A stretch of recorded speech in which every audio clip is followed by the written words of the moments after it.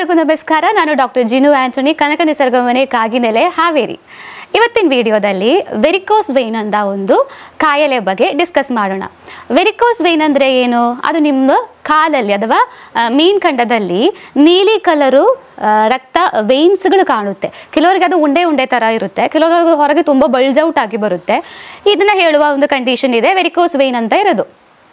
ಇದು ಯಾರಲ್ಲಿ ಎಲ್ಲ ಜಾಸ್ತಿ ಕಂಡು ಬರೋದು?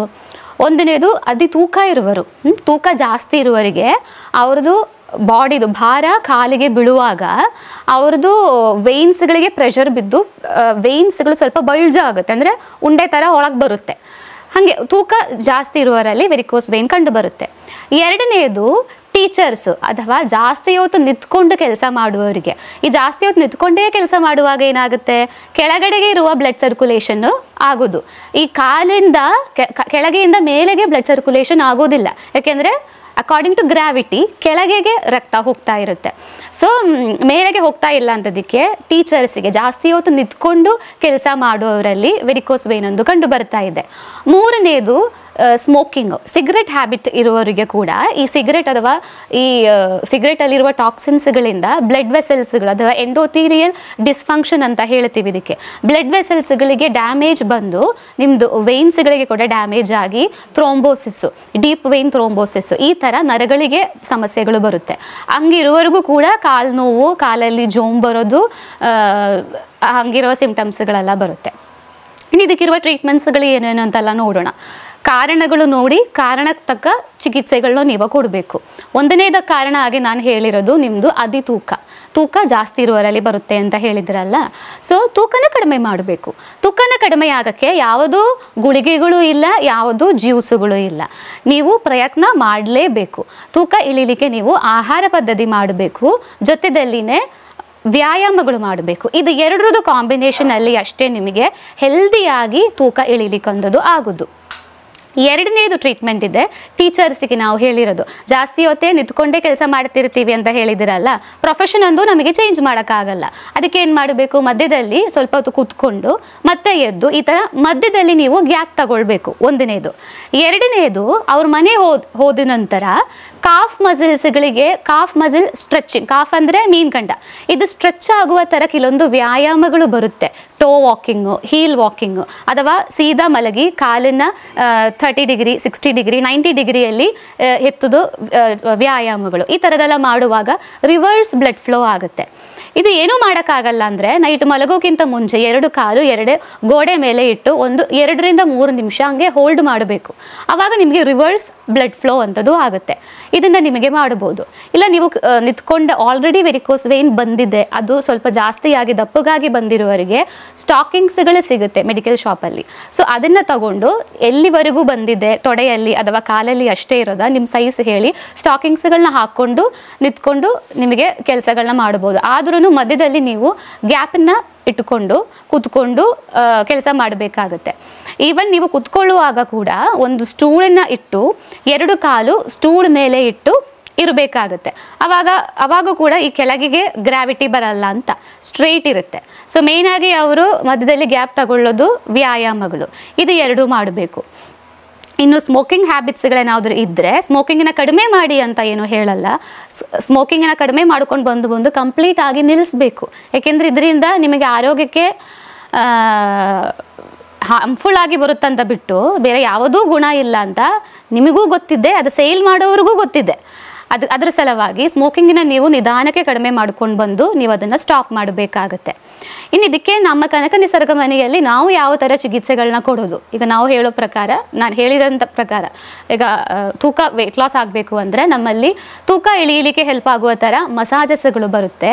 ಅದಕ್ಕೆ ತಕ್ಕ ಆಹಾರ ಪದ್ಧತಿನ ನಾವು ಸೆಟ್ ಮಾಡಿಕೊಡ್ತೀವಿ, ವ್ಯಾಯಾಮಗಳಿರುತ್ತೆ. ಇನ್ನು ಎರಡನೇದು, ನಿಮ್ಮ ಪ್ಯಾಕ್ಗಳ ಕೆಲವೊಂದು ಬರುತ್ತೆ. ಈ ಉತ್ತಿನ ಮಣ್ಣು ಅಂತ ಬರುತ್ತಲ್ಲ, ಈ ಉತ್ತಿನ ಮಣ್ಣನ್ನು ನೈಟ್ ಸ್ವಲ್ಪ ನೆನೆಸಿಟ್ಟು ಅದನ್ನು ವೆರಿಕೋಸ್ ವೇನ್ ಆಗಿರೋ ಕಡೆ ಕಾಲಿಗೆ ಕಂಪ್ಲೀಟ್ ಆಗಿ ಹಚ್ಚಬೇಕು. ಹಚ್ಚಿ 10 ರಿಂದ 15 ನಿಮಿಷ ಬಿಟ್ಟು ಅದನ್ನು ತೊಳಿಬೇಕು. ಈ ಕೋಲ್ಡ್ ಮಡ್ ಅಪ್ಲಿಕೇಶನ್ ಅಂದಿರೋದು ವೆರಿಕೋಸ್ ವೇನಿಗೆ ಹೆಲ್ಪ್ ಆಗುತ್ತೆ. ಎರಡನೇದು, ಕ್ಯಾಬೇಜ್ ಪ್ಯಾಕ್ ಅಂತ ಹೇಳ್ತೀವಿ. ಈ ಕ್ಯಾಬೇಜನ್ನು ತುರಿದುಬಿಟ್ಟು ಅದಕ್ಕೆ ಸ್ವಲ್ಪ ಐಸನ್ನು ಮಿಕ್ಸ್ ಮಾಡಿ ಐಸ್ ಕ್ಯಾಬೇಜ್ ಪ್ಯಾಕು ಕಾಲಿಗೆ ಹಾಕೋದು ಕೂಡ ನಾವು ನಮ್ಮ ಆಸ್ಪತ್ರೆಯಲ್ಲಿ ಕೊಡ್ತೀವಿ. ಇದನ್ನು ವೆರಿಕೋಸ್ ವೇನಿಗೆ ತುಂಬ ಹೆಲ್ಪ್ಫುಲ್ ಆಗುತ್ತೆ. ಲೆಗ್ ಪ್ಯಾಕ್ ಅಂತ ಪ್ರಗತಿ ಚಿಕಿತ್ಸೆದಲ್ಲಿ ಒಂದು ಪ್ಯಾಕ್ ಬರುತ್ತೆ, ಅದನ್ನು ಕೂಡ ನಿಮ್ಮ 2 ಕಾಲಿಗೆ ವೆರಿಕೋಸ್ ವೇನ್ ಇದ್ದರೆ ಕಟ್ಟಿದ್ರೂ ಕೂಡ ಈ ವೆರಿಕೋಸ್ ವೇನ್ ಕಡಿಮೆ ಮಾಡೋಕ್ಕಂಥದ್ದು ಹೆಲ್ಪ್ ಆಗುತ್ತೆ. ಇನ್ನು 3ನೇದು ನಾವು ಕೊಡೋದು ಪಿಂಡ ತೈಲ ಅಂತ ಒಂದು ಆಯುರ್ವೇದಿಕ್ ತೈಲ ಬರುತ್ತೆ. ಈ ಪಿಂಡ ತೈಲ ಇಟ್ಟು ನಾವು ರಿವರ್ಸ್ ಮಸಾಜ್ ಕೊಡ್ತೀವಿ. ನಾವು ಹೇಳಿದಿರಲ್ಲ, ಇದು ಕೆಳಗಿಂದ ಮೇಲೆಗೆ ಬ್ಲಡ್ ಸರ್ಕ್ಯುಲೇಷನ್ ಬರ್ತಾ ಇಲ್ಲ ಅಂತ. ಇದು ಬರದೇ ಹಾಗೆ ಕರೆಕ್ಟಾಗಿ ಬರ್ತಾ ಇಲ್ಲದೆ ಇರುವಾಗ ಏನಾಗುತ್ತೆ, ನಾವು ನಮ್ಮ ಮೀನ್ ಗಂಟನ್ನು ಅದನ್ನು ಗ್ಯಾಸ್ಟ್ರೋನೀಮಿಯಸ್ ಅಂತ ನಾವು ಕರಿತೀವಿ. ಈ ಗ್ಯಾಸ್ಟ್ರೋನೀಮಿಯಸನ್ನು ನಾವು ಸೆಕೆಂಡ್ ಹಾರ್ಟ್ ಅಂತ ಕರೆಯೋದು. ನಮ್ಮ ಹೃದಯದಿಂದ ಎಲ್ಲ ಕಡೆ ಬ್ಲಡ್ ಸರ್ಕ್ಯುಲೇಷನ್ ಎಲ್ಲ ಕಡೆ ಪಂಪ್ ಮಾಡೋ ಥರನೇ ನಮ್ಮ ಕೆಳಗಿಂದ ಇರುವ ಬ್ಲಡ್ಡನ್ನು ವಾಪಸ್ ಹಾರ್ಟಿಗೆ ಹೋಗಬೇಕಲ್ಲ, ಆವಾಗಷ್ಟೇ ಹಾರ್ಟ್ ಅದರಿಂದ ಶುಚಿಯಾಗಿ ಅದನ್ನು ಮತ್ತೆ ರೀಪಂಪ್ ಮಾಡೋಕ್ಕಾಗೋದು. ಈ ಥರ ಪಂಪಿಂಗ್ ಕರೆಕ್ಟಾಗಿ ಇಲ್ಲ ಅಂದಿರುವಾಗ, ಈ ವೆರಿಕೋಸ್ ವೇನ್ ಇರುವಾಗ ಬ್ಲಡ್ ಅಲ್ಲೇ ಸ್ಟಕ್ ಆಗಿದ್ದೆ, ಅದು ಮೇಲ್ಗಡೆ ಹೋಗ್ತಾ ಇಲ್ಲ ಅಂತ. ಸೊ ಈ ಥರ ಹೋಗ್ತಾ ಇಲ್ಲದೆ ಇರುವಾಗ ಅದು ಹಾರ್ಟಿಗೂ ತೊಂದರೆ ಬರುತ್ತೆ, ನಿಮ್ಮ ಬ್ಲಡ್ ವೆಸಲ್ಸ್ಗಳು ಡ್ಯಾಮೇಜ್ ಆಗುತ್ತೆ. ಸೊ ಇದನ್ನು ಸ್ಟ್ರೆಚ್ ಮಾಡೋ ಥರ ವ್ಯಾಯಾಮಗಳನ್ನ ನಾವು ಹೇಳ್ಕೊಡ್ತೀವಿ. ಸೊ ಇಷ್ಟು ವೆರಿಕೋಸ್ ವೇನಿಗೆ ನಿಮಗೆ ಮನೆಯಲ್ಲಿಯೇ ನಮ್ಮ ಹಾಸ್ಪಿಟಲಲ್ಲಿ ಕನಕ ನಿಸರ್ಗ ಮನೆಯಲ್ಲಿ ನಾವು ಕೊಡುವ ಚಿಕಿತ್ಸೆಗಳು. ಇಲ್ಲಿ ಬರೋಕ್ಕಾಗಲ್ಲದೆ ಇರುವವರಿಗೆ ನಾವು ಏನೇನೆಲ್ಲ ಮೆಜರ್ಮೆಂಟ್ಸ್ ಪ್ರಿಕಾಷನ್ಸ್ ಮಾಡಬೇಕು ಅಂತ ಹೇಳಿರೋದು. 2ನೇದು ನಿಮಗೆ ಆಹಾರದಲ್ಲಿ ಏನೇನೆಲ್ಲ ಆ್ಯಡ್ ಮಾಡ್ಬೋದು ಅಂತ.